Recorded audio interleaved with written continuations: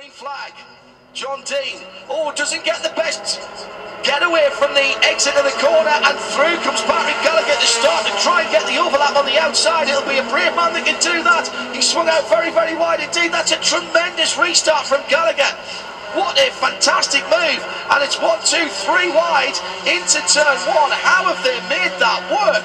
4, 5, 6 cars are absolutely together in the Skip Barber class. The 69 is Chris Beaufait, and he pulls out of the way because he's about to go lap down to Robbie Foley, Ben Adams, Ben Albano, Sam Adams and Nico Rega. But at the head of the field, the top 6 got a pretty decent start. 16, John Dean just about holds on to it. Dean Coleman got the best of the rest. He's up into second position, and again he's tucked so close to the leader we can't see him, but the leader, John Dean, has to go defensive down the inside, following him through. Pat Gallagher, little hip check there on the 7 car of Dean Coleman. So 16, 44 and 7 as they come out of turn number 7. But by the time we get to the end of the lap, that could all change again. And Copeland tried to take more of a wide line through 7, did not work, and it almost pushed him off into the dirt. That would have given him dirty tires, which would have taken him out of any chance of winning the race. So Copeland coming back in line in 3rd as we have a battle between teammates a little bit further back. That was the 49, and that's Landy. Was on the inside. It was Landy who had taken that position, and now I think he's having to give it back. That was for 5th and 6th position. Leading trio just breaking away a tiny little bit from Peter Patante in 4th position. Peter in a bit of clear air at the moment, unusually. Another bumper off to the side of the road. But the leaders will come round to the white flag this time with just under a minute to go. They may in fact get the checkout. We'll have to see as they come round. This might be last gasp as the 2 leaders, John Dean and Pat Gallagher, have now got themselves, well, no, they haven't.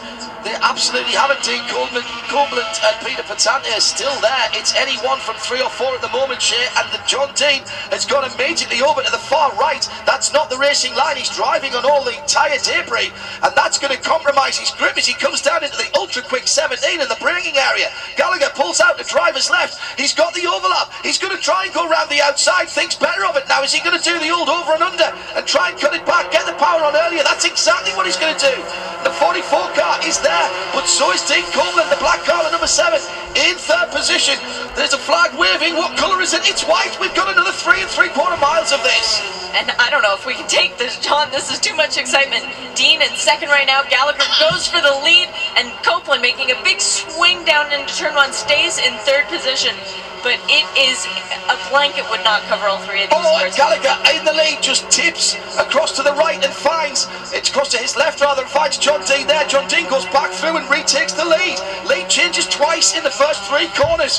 That was an unorthodox line as well out on the grass. The Skip Barber cars will come through in a moment. Robbie Foley was leading that last time we saw, but at the front of the field it's all action with John Dean, who must have thought his chance was over when he lost the lead there at the start of the white flag lap. Gallagher now has Dean Copeland right at his wheel tracks, and those 2 battling for 2nd may give the opportunity to John Dean in the 16 car to just break away further back down the field. The 24 of Peter Patante was the man that went wide on the grass, but it doesn't seem to have lost him too much room.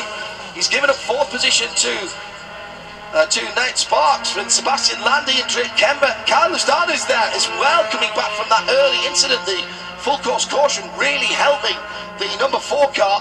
Devin Jones in the 9th position in the number 4 car from the 35 car rather, in 9th position. Robbie Foley continuing to lead in the Skip Barber class, but he has Nico Rega all over beside him. And Rega, I think actually, nope, he didn't manage to take the lead off that, but now Rega's dropping back 3rd, and now he's fighting for 3rd as he might even go back into 4th position. From 1st to 4th in about 200 meters. Well, he was 4th when he started this lap. He got up to, well, equal first, let's say, and he's now back to 4th position. All right, coming down to the last couple of corners. Last opportunity for Gallagher, Coleman, Sparks, Patante, Landy and Kemba to get by John Dean, who leads them out. And John this time stays on the more traditional racing line. He's now drifting over to the right-hand side of the circuit. In second place, Pat Gallagher. He's off the circuit. He's all four wheels over the white line, but he's got the drive, and it's 1, 2, 3, 4 wide as they come into the braking area for the final corner of the second round of the Battery Tender MX-5 Cup here at Sebring. Corblin's come through. Corblin's come through, but he's going to drift wide. He's going to have to lift. He's going to run out the road on the exit. Who's going to come through? It's anybody's race at the moment, and they're still battling. The 44 Patrick Gallagher has got it. No, he hasn't. He has not. Gallagher, oh well, on the line. John Dean has scored as the leader. I think Dean just dragged by him. I've got no idea. We'll have to look at that one again. 0.036 of a second.